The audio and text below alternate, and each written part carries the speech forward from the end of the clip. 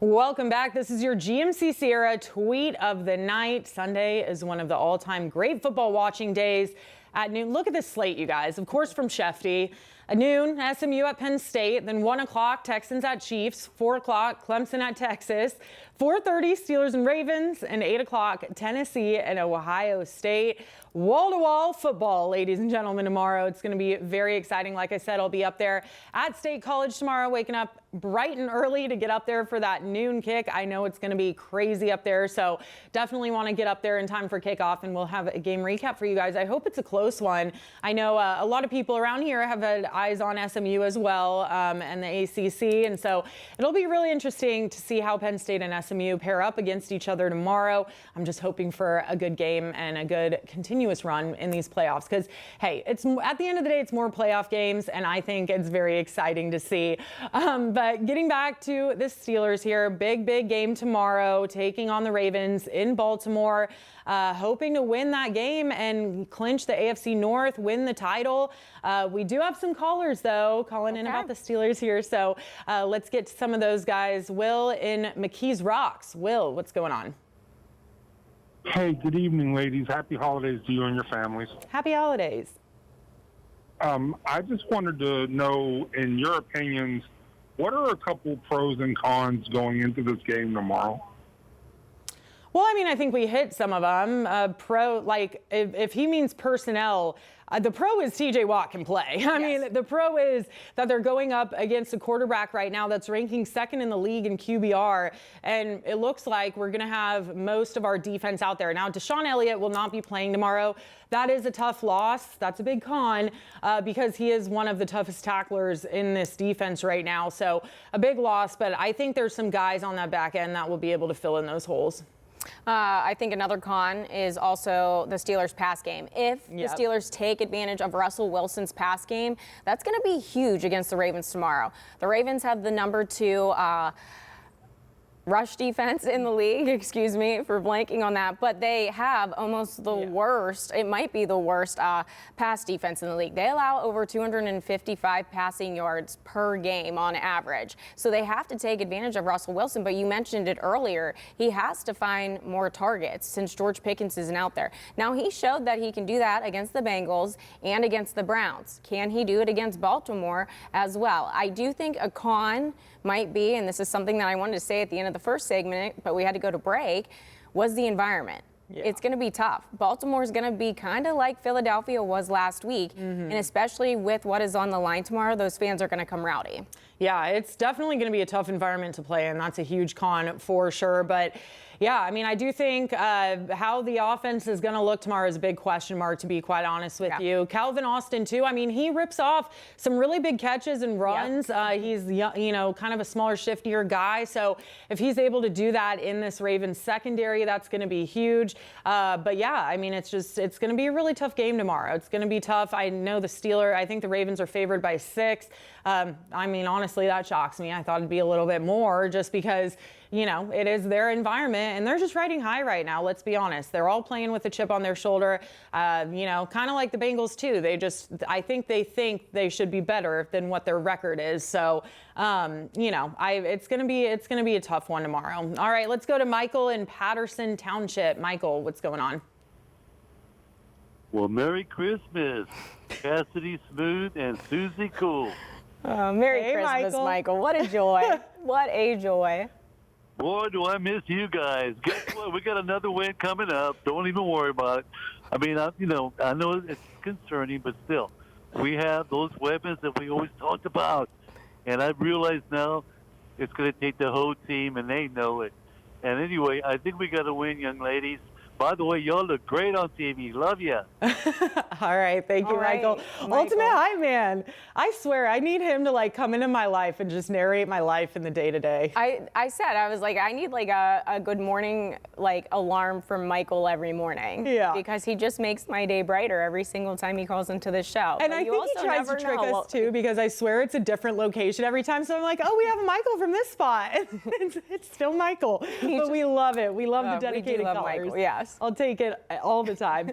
But yeah, getting back to this game, you guys, just such a big game tomorrow. I mean, and like Shefty said too, we just have a huge slate of games. 5 games back to back to back tomorrow. Just going to be so exciting. I know here we're going to have quite the sports cast. We'll have Pomp in studio. Richie's in Baltimore. I'm at State College. It's going to be a lot. But hey, it's December football. And it's so exciting, and playoffs around the corner. And then, hey, we have the Chiefs here at home next week, which is crazy and really, really exciting. Suzie, you going to try to go to that game? I know it's Christmas Day. Cass, you know what I'm doing on Christmas Day. I'm hanging out with the fam, and then I'm going to be on Sports Call with you. So there's no time to go to the Steelers game that day. But a lot of exciting football going on right now. And like you said, it's postseason for college, but we're basically in the postseason for Steelers too. So a lot of exciting games coming up. It starts tomorrow with the Ravens. Of course, the Chiefs being in town next week and then taking on the Bengals as well. Yeah, and that's going to be a huge game too on Wednesday. I mean, no matter what the outcome is tomorrow, obviously we're hoping for a win, and you know, the Steelers do need this win. But worst case scenario, if they don't get that, there's still, you know, some hope if they can beat the Chiefs at home. And I do think, I mean, the Chiefs have been everyone's kryptonite. No one can beat them. But they've also had really close games. They've won. I mean, their record, again, kind of like how the Bengals are not what their record says it is. It's the Chiefs, but on the opposite end. I mean, most of their games are coming down to the final possession, or they're winning by 1 score. So I do think if there's any year that the Steelers are going to be able to beat this Chiefs team, I think it's this year. And it's at home. It's on Christmas Day. It's going to be hype. So I definitely think this is going to be the one that they're going to be able to pull out if, you know, if they can. They just can't make mistakes. They just can't make mistakes. And we know, Suze, penalties really shoot this team in the foot. So they're not going to be able to make those mistakes. And that was actually one of our keys, too, going into tomorrow. I mean, they just can't, you know, risk those penalties. We saw Darnell Washington kind of have that crazy one in Philly. I mean, it was just not necessary. Well, and, you know, maybe that's a pro tomorrow. I mean, we are sad that George Pickens isn't out there and he can't be that primary target for Russell Wilson. However, he was costing this team some penalties before he was taken out a couple of weeks ago. So that might be something that is in the Steelers' favor right now, because they still are getting a lot of penalties, and that's just something at this point in the season. I mean, it cost them the game against the Eagles last week. So when's it going to give? When are you going to learn from this and stop making those mistakes? Yeah, and going along with those mistakes, another big one was that fumble. And then the Steelers only got the ball back one more time the rest of the game. I mean, the Eagles held onto the ball for the final 10.5 minutes of that game. That just cannot happen tomorrow. I mean, last time these two teams played, the Steelers almost doubled the time of possession. They just kept that Ravens offense off the field, and they really need to do that again tomorrow. But we're going to head to break, guys. Give us a call, 412-575-2600. We want to hear from you guys.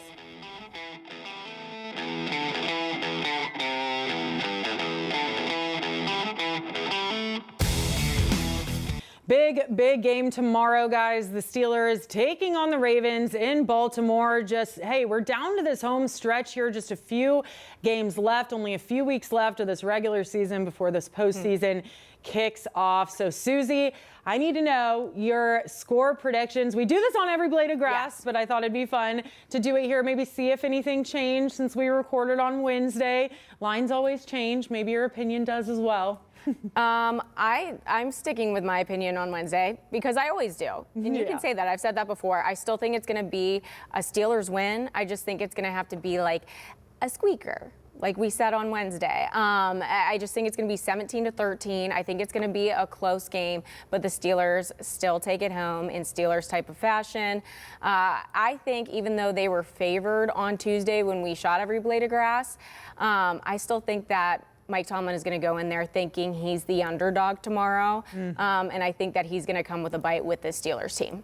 Yeah, and hopefully they can get into the end zone. Again, the last time these two teams played, like you said, Suze, it was mainly Boz. It was all Boz. Yeah. It's really, I mean, they did not get into the end zone a single time last time. I think Arthur Smith and this offense are pretty hungry to make that happen tomorrow. So I just don't see it being a kicking game the entire time. Again, I see them definitely trying to get into that end zone. So I do think it's going to be maybe a little bit higher than that. I'm thinking 20-17. I do still think Boz ends up coming out with like a game-winning kick, something like that. But I do see the Steelers bringing it home. I mean, this this is a team that has very high aspirations. They want to make a deep playoff run, and it starts really tomorrow in Baltimore. So hopefully they can bring home that win. Now, we do want to mention, we talked a little bit about this Chiefs game that's happening on Wednesday. So crazy that the Steelers are playing 3 games in 11 days like this. But because that is happening, our show that we do together on YouTube, you guys should check it out. It's called Every Blade of Grass with Cool and Cass. This week, we're doing a special Christmas episode that's going to come out early. It's coming out Sunday morning, I believe around like 8 or 9, but just check YouTube on Sunday. You don't want to miss it, right, Suze? Yes, it's a lot of fun. There's some bloopers. We also pick some sleds to take us around the world on Christmas night, aka the Steelers, who we're going to believe in the most to take us through that deep playoff run that they're hoping to go on. Yeah, we basically drafted a top 8 of these Steelers and coaching staff, so you guys definitely want to check it out and let us know if your sleigh matches ours or how that works. But thank you guys so much for joining us tonight on the Nightly Sports Call. We'll see you here next time.